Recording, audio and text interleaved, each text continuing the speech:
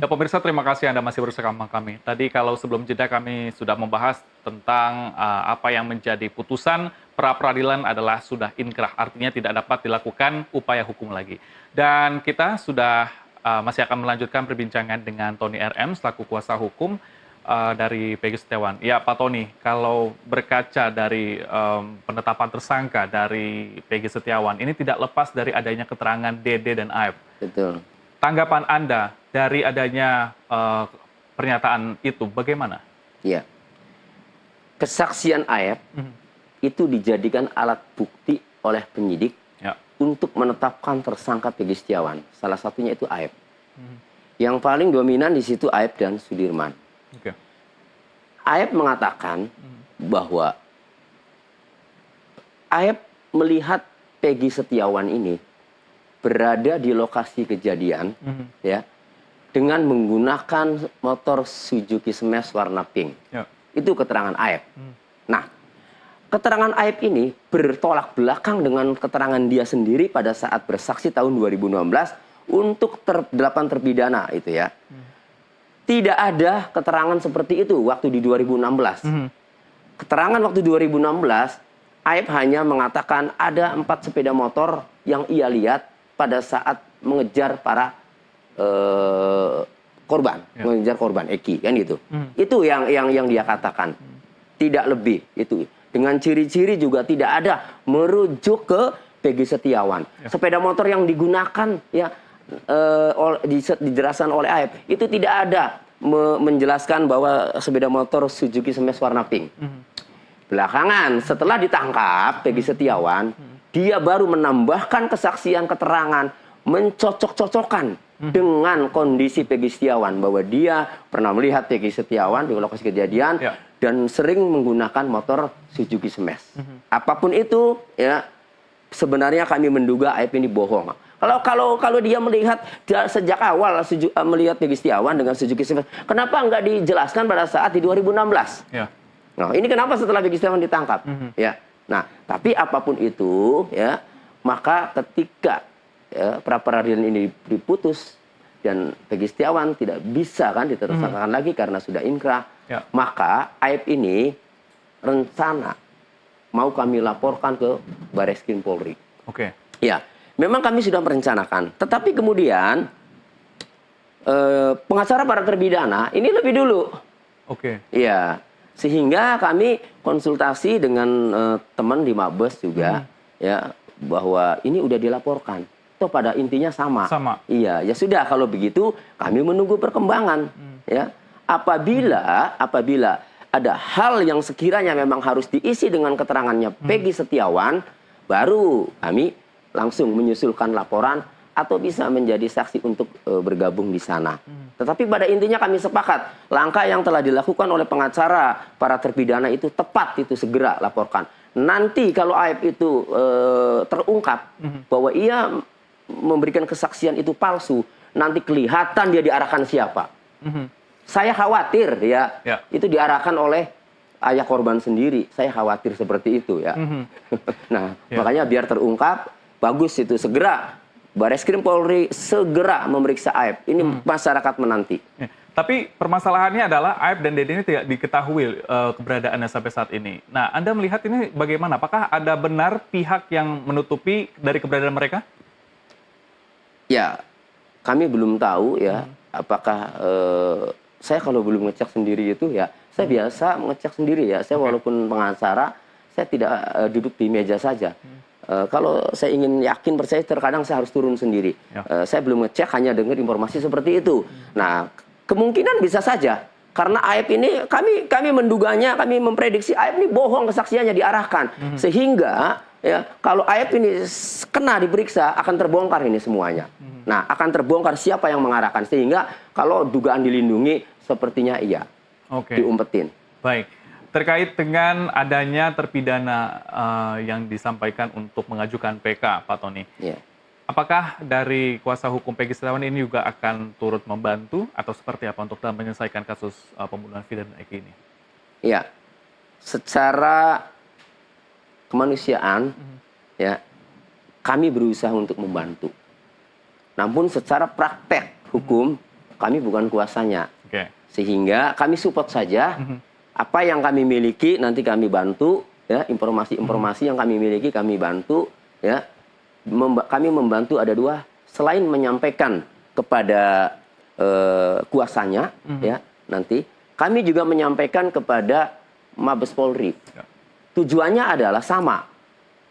Ketika informasi-informasi itu dapat mengungkap pelaku yang sebenarnya, maka sama saja ini kan akan kedepannya akan menguntungkan para terpidana dan membebaskan dia. Ya. Setelah informasi-informasi itu dilakukan proses hukum, pelaku yang sebenarnya ketangkap, maka putusannya bisa dijadikan hukum yang sangat valid, yang sangat bagus hukumnya. Bukti baru. Bukti baru. Jadi bukti barunya, loh, ada tersangka lain, ternyata ada pelaku yang sebenarnya, loh, kan itu.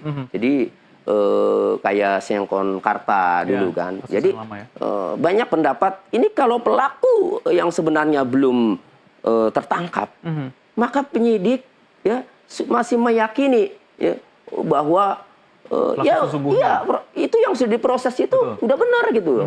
Ya memang karena putusan hukum kalau sepanjang belum dibuktikan sebaliknya, maka putusan pengadilan ini harus dianggap benar sebelum ada yang bisa membuktikan sebaliknya melalui upaya hukum. Nah, upaya hukum yang bisa dilakukan kan peninjauan kembali. Makanya kami membantunya, ya, secara kemanusiaan ini bagaimana bisa mendapatkan informasi itu kemudian kami sampaikan ke penegak hukum dan kawal prosesnya. Oke, yang menjadi misteri juga selain dari Aep dan Dede, ini adalah Ibtu Rudiana, ayah dari Eki. Nah, kemudian apa yang dari kuasa hukum Peggy Setiawan sendiri lakukan terkait dengan keterangannya ataupun juga keberadaannya sekarang ini juga masih dipertanyakan? Iya. Keterangan Rudiana yang tertuang di dalam BAP dan putusan pengadilan yang sudah terbuka putusannya untuk umum memang sangat-sangat janggal. Rudiana itu dalam putusan pengadilan, ya, dalam keterangannya itu bahwa ia itu tidak tahu, Pak, peristiwa itu, kejadian itu tidak tahu. Ia ada di rumah, dikabari oleh rekan anggota polisi bahwa anaknya itu ada di RSUD Gunung Jati. Setelah ditengok, kemudian katanya kecelakaan, ini dari putusan, ya, kecelakaan dan janggal karena banyak luka. Kemudian dicek ke TKP, dicek motornya dan janggal. Kemudian 31 Agustus menemui Aep, dapat informasi dari Aep, diamankanlah 7 pelaku, yang satunya kan udah di dalam Rivaldi, akhirnya jadi 8. Nah, dia itu tidak melihat sendiri, ya, tidak mengalami sendiri, ya, tetapi dalam BAP-nya yang sudah kami dapat, ketika dalam BAP nomor 5 itu penyidik mengatakan siapa identitas pelaku yang melakukan pembunuhan dan menyetubuhi anak itu, Vina. Dia langsung jawab, adapun yang melakukan itu pelaku itu adalah 1, kan, Eko Ramadhani, 2 Rival, terus bla bla bla bla sampai 11. Seolah-olah dia berada di TKP. Berada di tempat, ya.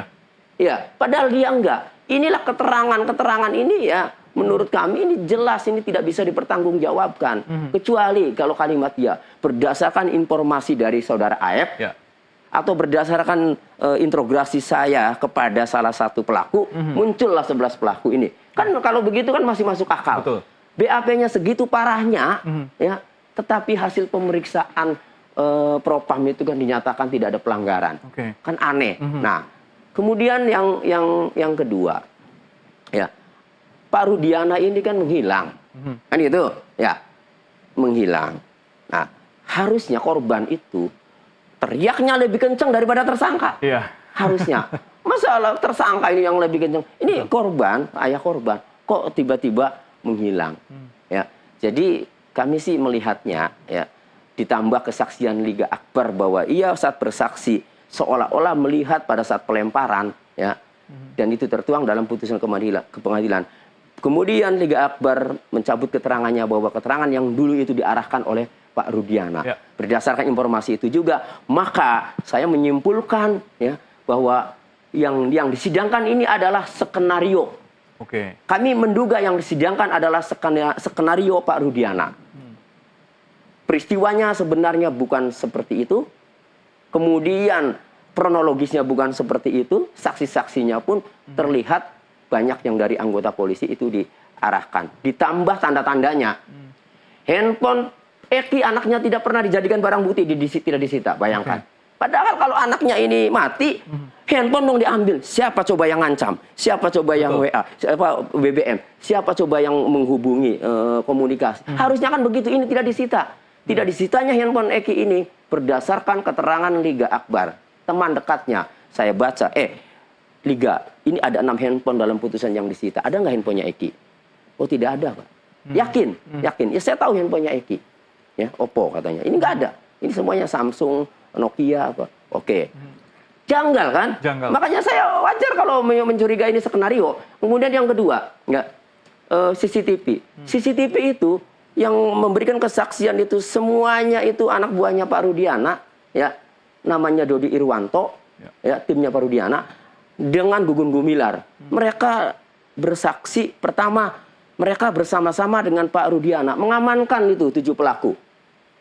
Kemudian mereka bersaksi bahwa 2 orang ini, Dodi Irwanto dan Gugun Gumilar, telah mengecek CCTV di lokasi kejadian, namun belum dibuka. Bayangkan, ya.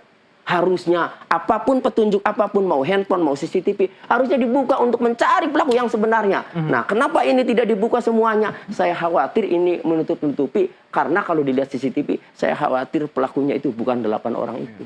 Betul. Termasuk Peggy Setiawan juga, apalagi bukan, kan gitu. Itu saya khawatir. Ya. Pak Tony, ini kan dalam kasus Vina dan Eki akan dilanjutkan begitu ya. Nah, kemudian seberapa optimis Anda yakin bahwa ini akan terungkap pelaku utamanya? Pelaku yang sebenarnya? Yang sebenarnya. Ya, ini tergantung kemauan Bapak Kapolri. Oke. Ya, karena di Polda ini, ya, oke lah di Polda dikasih otoritas untuk menangani karena yang menangani Polda. Tetapi kalau sudah ribet seperti ini, ya, maka seharusnya Bapak Kapolri harus turun. Oke. Minimalnya Bapak Kapolda harus turun. Tapi khawatir, jadi saya selama ini tidak pernah mendengarkan statement Bapak Kapolda, ya. Nah, saya nggak ngerti apakah Bapak Kapolda ini tidak berani, ya, atau bagaimana, ya. Tetapi yang paling efektif adalah kalau Bapak Kapolri ada kemauan, maka kasus ini akan terungkap secara transparan, tuntas, sebagaimana keinginan Bapak Presiden Joko Widodo. Tuntas, transparan, jangan ada yang ditutup-tutupi. Sampai hari ini, saya melihat masih ada yang ditutup-tutupi. Oke. Terakhir, poin apa yang sebenarnya yang menjadi kejanggalan dan ya ditutup-tutupi tadi Anda, seperti Anda sampaikan? Ya, tadi sudah saya jelaskan. Pertama dari handphone Eki yang tidak disita. Tidak ada dalam putusan pengadilan atas nama 8 terpidana. Kedua dari CCTV yang belum dibuka. Ya. Nah, kemudian ketiga, Pak Rudiana ini tidak nongol, tidak berani menjelaskan. Walaupun dia anggota polisi ada kode etik, tapi ingat loh anaknya loh. Nah, kemarin kenapa dia berani mengamankan 8 pelaku kan gitu. Nah, sekarang juga harus pertanggungjawabkan. Nah, dari 3 indikasi ini, ya, maka kami menyimpulkan, ya, kasus ini meskipun sudah diputus pengadilan, ya silakan kalau putusan pengadilan nanti ada upaya hukumnya diatur. Tetapi kan kami bisa menilai bahwa kasus ini adalah janggal. Tetapi kami meyakini pembunuhan itu terjadi, ya. Kami meyakini pembunuhan itu terjadi. Persoalannya adalah pelaku yang sebenarnya ini siapa. Itu keyakinan kami, ya, pendapat kami. Nah, karenanya ini PR bagi aparat kepolisian, untuk Bapak Kapolri, Bapak Kapolda Jawa Barat, ya, tuntaskan kasus ini agar pelaku yang sebenarnya itu bisa tertangkap. Dengan keyakinan kami bahwa kasus ini janggal, itu pelaku bukan yang sebenarnya. Baik, tentunya kita dan juga masyarakat Indonesia berharap agar kasus ini segera terungkap dan secara transparan agar pelaku sebenarnya ini dapat tertangkap. Terima kasih Pak Tony RM selaku kuasa hukum dari Peggy Setiawan untuk waktu dan TV Today. Sehat selalu. Terima kasih Nusantara TV, jaya selalu.